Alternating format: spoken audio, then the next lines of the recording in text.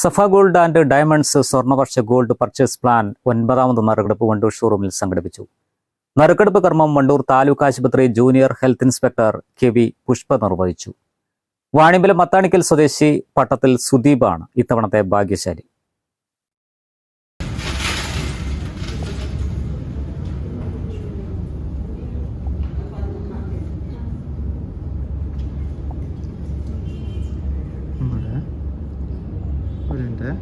Safa gold and ഡയമണ്ട്സിന്റെ ഈ നറുക്കെടുപ്പിലേക്ക് എന്നെ ക്ഷണിച്ചതിന് നന്ദി അറിയിക്കുന്നു.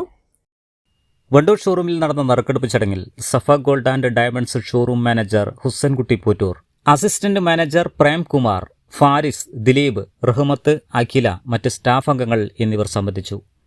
Business desk, W vision news.